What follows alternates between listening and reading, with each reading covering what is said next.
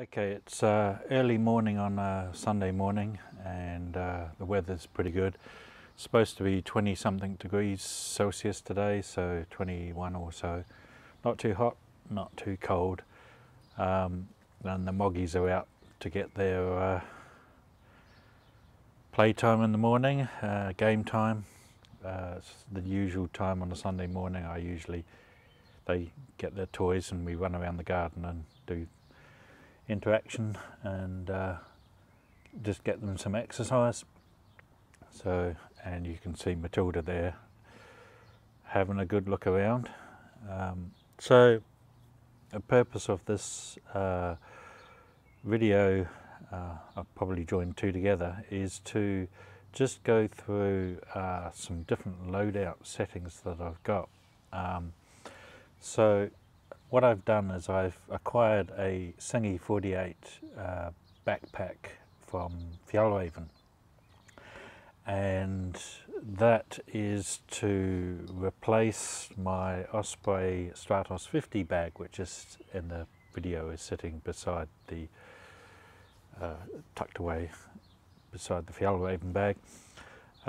So I'm doing a exploratory loadout, just putting kit together in the different types of hiking and camping and bushcraft and everything that I do.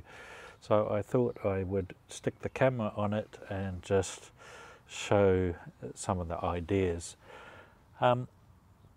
So on the left of the picture in the sun, excuse the image of that, you'll see that I've got a Helicontex shoulder bag, and there's two pouches on the side of it. The dark brown one on the right hand side holds my Jetboil stove and knife and fork and spoon and sugar and coffee and bits and pieces, and on the left hand side the pouch holds my possibles, or kit pouch that goes kind of everywhere. And in the bag I've got my Macpac bush cocoon bivvy, my Hilleberg Tarp 5 with some pegs, some gaiters, a hat and some of my gloves, and there's a couple of water bottles. Now I'll show those a little bit later in more detail. They've been in other videos that I've done as well, so there's no new equipment. I think the last purchase I had before the backpack was the bush cocoon bivvy. So the purpose, so now what I've got is the Singi 48. Well, it's really a 50 if you have the extension filled up, but it's 48 litres, and that is, as I said earlier, to replace the Stratos 50. Now, the feature for feature, they've both got similar things. So they've both got a detachable top part with pockets inside and out.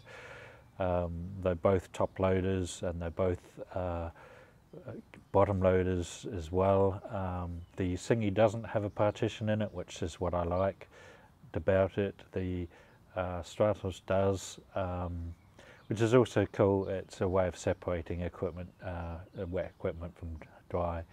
And the Singi has, the Stratos has two mesh side pockets, which I usually keep water bottles in, and it also has a back pocket with a sleeve behind it, which I didn't really use so much, other than just keeping a map and a couple of little bits and maybe a jumper tucked in. It's mainly because it didn't come out too far when the pack was full. So, but it kind of, was useful. And the Stratos also has some hiking pole attachments on it as well. And it also had a pretty good back mounting system, mesh system, which I'll show later. It's keeps the pack away from the back for sweat reasons, and I've had it in some like 35 degrees Celsius days where I've been, in sunlight, working up a sweat, and it's worked quite well. But the main thing is that I do more bushcraft than I do hiking, and so the difference in strategy with the packs is mainly on bushcraft. You kind of need everything on the outside of the pack rather than the inside, because you're using your equipment, or we shouldn't really have all of that much equipment if you're a purist, but you're usually using your equipment to live off the land, learn from nature, and use those skills to live off the land without disrupting or destroying nature, which is the little bit of a caveat I'll add on the end of it. And now I added that because I watch a lot of videos on YouTube, people doing some absolutely brilliant stuff, but the main thing that kind of winds me up a little bit is that they have fires, which in this country at this time of year we can't do because it's fire ban, but they have fires, and that typically means that they're picking up habitat off the ground, whether it's dead wood or whatever, which is, you know, habitat for future animals and insects and things, and they're burning it. And so I'm not in that camp. I carry everything. I carry my own fuel, and I carry my own water.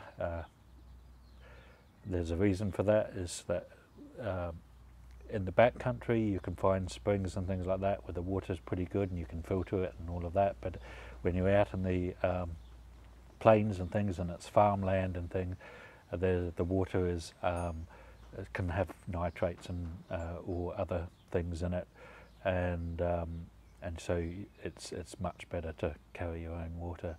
So with that you can see what I've done. When I bought the Singi pack, this is the olive green one, by the way. I'm not sure if the colour shows up, but when I bought this pack, the side pockets are all out of stock, so I've got to kind of wait for them to come back in stock at some stage. But I thought what I'd do is I'd get some pouches that I carry around with me and just bolt them to the side. To do that, the Singi has a feature that has these, if you can see it. So what I've done is I've got some paracord and just stitched it up like shoelaces just for a fudget. It should really be elastic cord because you need to pull it tight, especially when the pack is not holding a great load, but it does the job of allowing me to figure which pouch holds which equipment and how I might attach things. So what I'm looking at is 2 sealable pouches on the tops of the sides and 2 open ones like bottle pouches for the bottom sides, and then I'm not sure if I'll make a pouch for the front, or I'll just buy another closed pouch and put it there, and then I'll put some webbing on the top. That'll probably be paracord, just so I can, you know, stick woolly jumpers and things in there. And I wasn't sure about whether I could put the hiking sticks in because of the lack of loops, but when I switch between the sticks and not using the sticks, I tend to take the pack off and, you know, have a drink of water in 5 minutes and make this transition there. So I'm okay with them. They fit really nicely in the little straps, tensioner straps, which I've used just to hold the pouches in place. So I'm quite happy with that. It just does mean, and there's probably, if I was to add an axe or something like that, a small hatchet or something, or other things, there's plenty of ways to mount those on, so I'm okay with that. Now on the right hand side, there's my Ventura bag and my SW Motec tent bag in front of that, and then on the right there's my 2 Givi panniers that go on the motorcycle, and you'll see it's mostly empty, and that's because the equipment is in the other 2 bags. Now obviously not shown in the picture, I also do car camping with the trailer and the canoe. Hard to get into the back garden for a small gate, and probably would take up the entire picture, so you'll have to take that one for given.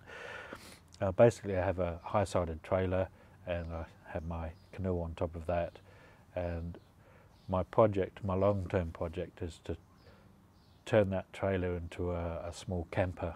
I still need to use it as a trailer for cutting wood and various other bits and pieces, you know, and going to the dump and doing all of the things that you do with the trailer, or the tip as people might call it in other parts of the world. So it's kind of like a universal thing, and also because the cars are convertible, I don't really have any space in the car to put things.